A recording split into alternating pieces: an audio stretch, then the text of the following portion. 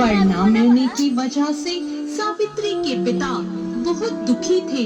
उन्होंने अपनी कन्या सावित्री से कहा कि तुम स्वयं ही अपने लिए योग्य वर तलाश। सत्यवान को देखकर सावित्री ने पति के रूप में उसका वरण कर लिया।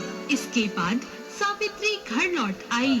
सावित्री जब घर पहुंची तो उसने अपने पिता के साथ नारद ऋषि को देखा। पिता के पूछने पर उसने बताया कि उसने सालक देश के राजकुमार सत्यवान को अपना पति स्वीकार कर लिया है। जब नारद ऋषि को ये बात पता चली तो उन्होंने कहा कि हे राजन, ये आप क्या कर रहे हैं? सत्यवान गुणवान है, धर्मात्मा है और बलवान भी है, पर उनकी आयु बहुत कम है। वो अल्पायु है। 1 वर्ष बाद ही उनकी मृत्यु हो जाएगी। ऋषिराज नारद की बात सुनकर अश्वपति राजा घोर चिंता में डूब गए। उन्होंने सावित्री से कहा, पुत्री, तुमने जिस राजकुमार को अपने वर के रूप में चुना है वह अल्पायु है। तुम्हें किसी और को अपना जीवन साथी बनाना चाहिए।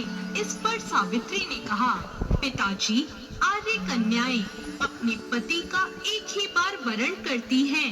राजा एक ही बार आज्ञा देता है और पंडित एक ही बार प्रतिज्ञा करते हैं और कन्यादान भी एक बार ही किया जाता है।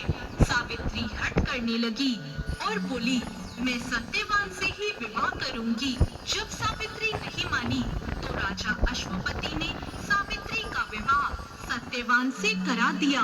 सावित्री अपने ससुराल पहुंचते ही अपने सास ससुर की सेवा करने लगी। समय बीतने लगा। नारद मुनि ने सावित्री को पहले ही सत्यवान की मृत्यु के दिन के बारे में बता दिया था। वह दिन जैसे जैसे करीब आने लगा, सावित्री अधीर होने लगी। सावित्री ने 3 दिन पहले से ही उपवास रखने शुरू कर दिए और नारद मुनि द्वारा बताई तिथियों पर पितरों का पूजन भी किया। हर दिन की तरह सत्यवान उस दिन भी लकड़ी काटने जंगल चले गए। साथ में सावित्री भी गई। जंगल में पहुंचकर सत्यवान लकड़ी काटने के लिए पेड़ पर चढ़ गए। तभी उसके सिर में तेज दर्द होने लगा।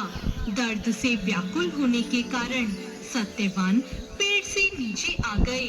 सत्यवान के सिर को गोद में रखकर सावित्री सत्यवान का सिर सहलाने लगी। तभी वहाँ यमराज आते दिखाई दिए। यमराज अपने साथ सत्यवान को ले जाने लगे। सावित्री भी उनके पीछे पीछे चल पड़ी। यमराज ने सावित्री को समझाने की कोशिश की कि यही विधि का विधान है, पर सावित्री नहीं मानी और यमराज के पीछे चल पड़ी।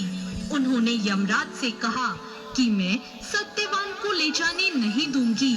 सावित्री की निष्ठा और पति परायणता को देखकर यमराज ने सावित्री से कहा, हे देवी, तुम धन्य हो, तुम मुझसे कोई